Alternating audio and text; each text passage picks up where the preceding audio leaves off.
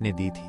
दोस्तों आज आईपीएल 2025 नौवां मुकाबला अहमदाबाद के नरेंद्र मोदी स्टेडियम में आईपीएल के दो सबसे बड़ी टीम मुंबई इंडियन और गुजरात टाइटंस के बीच खेला गया, जहां ये मुकाबला बेहद रोमांचक और थ्रिलर साबित हुआ। गुजरात पहले बल्लेबाजी करते हुए 196 रन बनाए, वहीं मुंबई इंडियन पीछा करते हुए 160 रन ही बना पाए और गुजरात से एक और हार का सामना करना पड़ा। तो दोस्तों आइए जानते हैं आज के इस हाई वोल्टेज मुकाबले मुंबई इंडियन और गुजरात टाइटंस के बारे में। सभी खिलाड़ियों का प्रदर्शन कैसा रहा, किस बल्लेबाज ने सबसे ज्यादा रन बनाए तो किसने सबसे ज्यादा गिल्लियां उड़ाए, आइए जानते हैं इस वीडियो में। तो दोस्तों वीडियो को पूरा देखें, लेकिन गुजरात मुंबई में से आप किस टीम को सपोर्ट करते हैं कमेंट करके बताएं। चलिए बिना देरी किए वीडियो को शुरू करते हैं। जब इस हाई वोल्टेज मुकाबले के लिए टॉस उछाला गया तो इस बार मुंबई इंडियन के कप्तान हार्दिक पांड्या के पक्ष में गिरा और कप्तान पांड्या टॉस जीतकर पहले गेंदबाजी करने का फैसला किया। वहीं गुजरात टाइटंस के कप्तान शुभमन गिल को पहले बल्लेबाजी करने के लिए आमंत्रित किया। दोस्तों जब पारी की शुरुआत हुई तो गुजरात के दोनों सलामी बल्लेबाज शुभमन गिल और साई सुदर्शन मैदान पर उतरे। वहीं कप्तान पांड्या ने पहले ओवर के लिए ट्रेंट बोल्ट के हाथों पर गेंद थमाया। आज शुभमन गिल और साई सुदर्शन के इरादे अलग दिख रहे थे। पहले ओवर से आक्रमण बल्लेबाजी करना शुरू कर दिए थे और ट्रेंट बोल्ट के पहले ही ओवर में एक शानदार चौका जड़ देते हैं। फिर उसके बाद दूसरे ओवर में भी दीपक चाहर को एक और चौका जड़कर ओवर को समाप्त करते हैं। वही तीसरे ओवर लेके आए ट्रेंट बोल्ट को इस बार साई सुदर्शन हाथ खोल लेते हैं और शानदार 2 चौके जड़कर बोल्ट को दबाव में डाल देते हैं। दोस्तों आज साई सुदर्शन और कप्तान गिल काफी लय में नजर आए। पावर प्ले के आखिरी ओवर में चौके छक्के की बरसात करते हुए दीपक चाहर को 20 रन ठोक देते हैं और दोनों ने आक्रामक बल्लेबाजी करते हुए मुंबई को पूरी तरह से दबाव में डाल दिया था।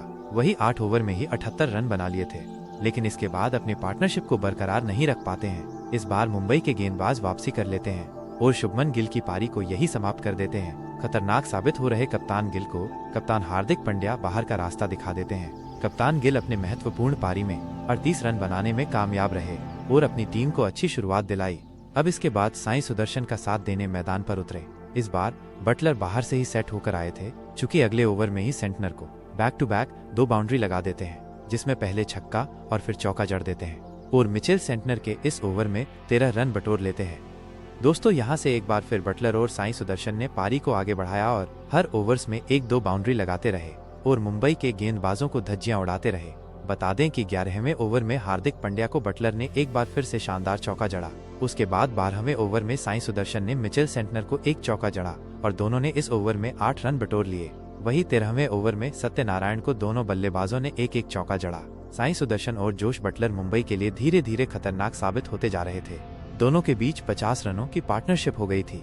अब इस पार्टनरशिप को तोड़ना, मुंबई के गेंदबाजों को तोड़ना बहुत जरूरी था और इस जोड़ी को तोड़ने के लिए कप्तान पांड्या ने मुजीबुर रहमान को गेंदबाजी के लिए बुलाया और आते ही मुजीबुर रहमान ने बटलर को रियान रिकल्टन के हाथों कैच आउट करके इस साझेदारी को तोड़ दिए, जो मुंबई के लिए खतरनाक साबित हो सकते थे। वही गुजरात का दूसरा विकेट 14वें ओवर में 129 रन स्कोर में गिरा।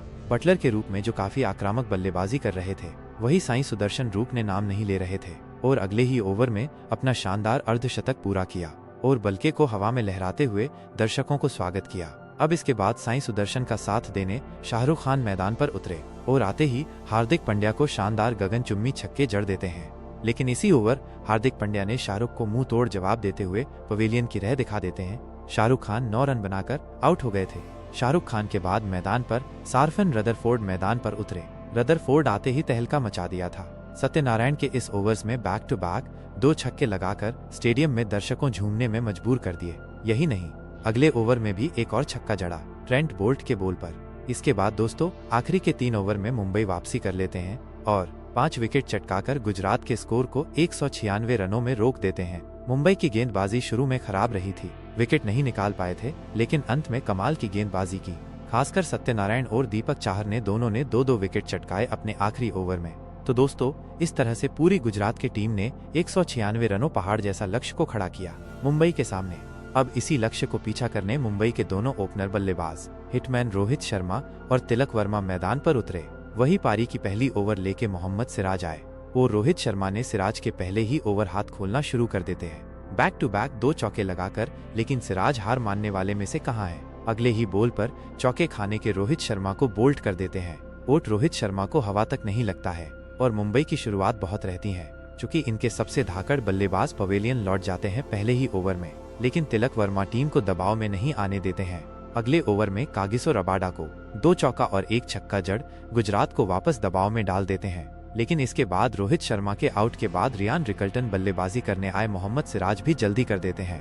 1 चौका लगाकर अपनी पारी को यही खत्म कर देते हैं। मोहम्मद सिराज रिकल्टन को उसी तरह बोल्ड कर बाहर कर देते हैं और इस तरह से पावर प्ले में ही मुंबई के 2 विकेट गिर जाते हैं 35 के स्कोर पर।